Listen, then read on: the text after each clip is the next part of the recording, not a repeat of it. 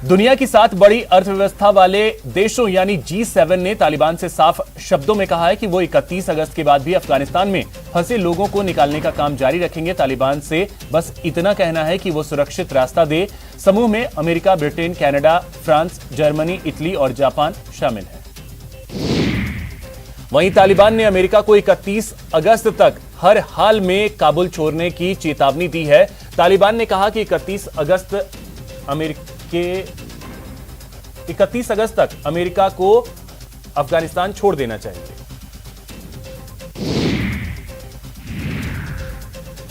अफगानिस्तान की पहली महिला मेयर जरीफा गफारी ने तालिबानियों को चुनौती दी है। उन्होंने कहा कि अफगानिस्तान के लोगों को रोकना नामुमकिन है, वो डरने वाले नहीं हैं। उन्होंने जर्मन सरकार को उन्हें शरण देने के लिए शुक्रिया अदा किया।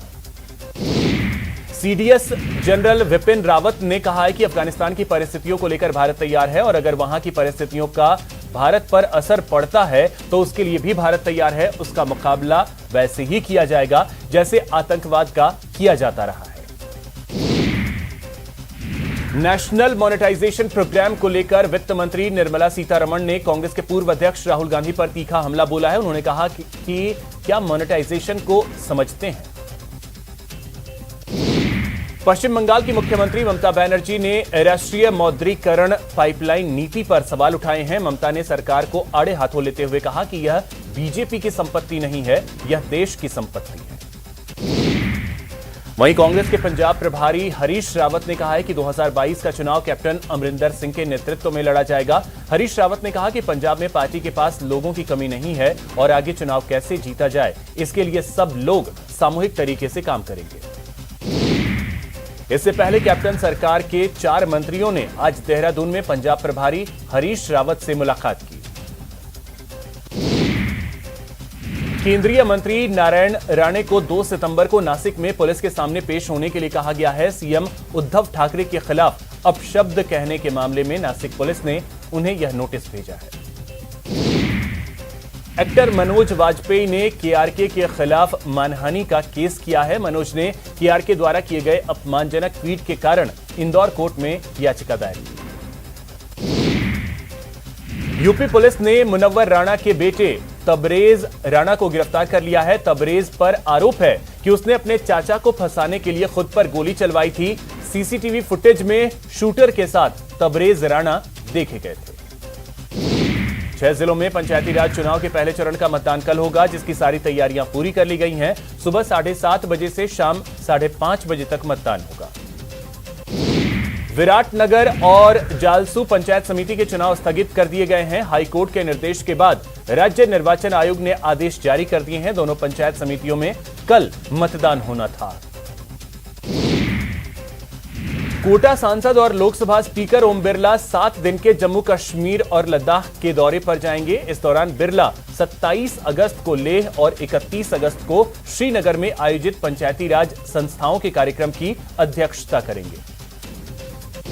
मरुधरा में कोरोना संक्रमण की रफ्तार थमसी गई है। पिछले 24 घंटे में 8 नए केस सामने आए, जबकि किसी की मौत नहीं हुई। एक्टिव केस भी 125 के नीचे आ गया।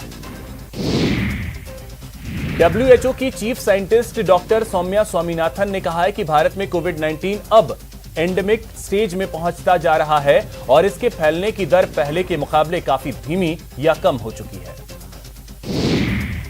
श्रीगंगानगर में 2 कारों में आमने सामने की जबरदस्त भिड़ंत हो गई। हादसे में 3 लोगों ने मौके पर ही दम तोड़ दिया, वहीं 5 लोग गंभीर रूप से घायल हो गए। बाड़मेर में वायुसेना का MiG-21 क्रैश हो गया। हादसे में पायलट गंभीर रूप से घायल हो गया। एयरफोर्स ने कोर्ट ऑफ इंक्वायरी के आदेश दे दिए हैं। डीआरडीओ ने देश के फाइटर प्लेन के लिए सुरक्षा कवच बनाया है, जो दुश्मन के रडार को चकमा दे सकता है। इस सुरक्षा कवच को जोधपुर डिफेंस लैब में डेडलाइन से पहले ही बना दिया गया। बदमाशों के खिलाफ झालावाड़ पुलिस ने बड़ी कार्रवाई की है और कंजर डेरों से चोरी के 4 वाहन बरामद किए। कार्रवाई के दौरान आरोपी फरार हो गया। बूंदी की तालेड़ा पुलिस ने बड़ी कार्रवाई करते हुए शातिर बाइक चोर बलराम गुर्जर को गिरफ्तार किया है। साथ ही चोरी की 8 बाइक्स भी बरामद की। जोधपुर में पारिवारिक विवाद में कुछ लोगों ने एक युवक को किडनैप कर लिया, जिसे पुलिस ने नाकाबंदी कर तुरंत छुड़ा लिया। साथ ही 13 आरोपियों को गिरफ्तार किया। श्रीगंगानगर के सूरतगढ़ में पिछले 24 घंटे से चल रहा पानी की टंकी पर नौटंकी समझाइश के बाद खत्म हो गया। प्रशासन ने अगले एक सप्ताह के अंदर जांच कर उचित कार्रवाई का भरोसा दिया है। नाहरगढ़ बायोलॉजिकल पार्क में एक सफेद बाघ और सुनहरी बाघिन नंदन कानन जू से मार्च में लाए गए थे। मार्च से अब तक लंबे इंतजार के बाद बायोलॉजिकल पार्क में चीनू और रानी का मिलन कराया जा रहा है। इंग्लैंड के खिलाफ तीसरे टेस्ट मैच में सिर्फ 78 रनों पर भारत की पहली पारी सिमट गई। 9 खिलाड़ी दहाई का आंकड़ा भी छू नहीं सके। इंग्लैंड की तरफ से सबसे ज्यादा एंडरसन और ओवर्टन ने 3-3 विकेट लिए।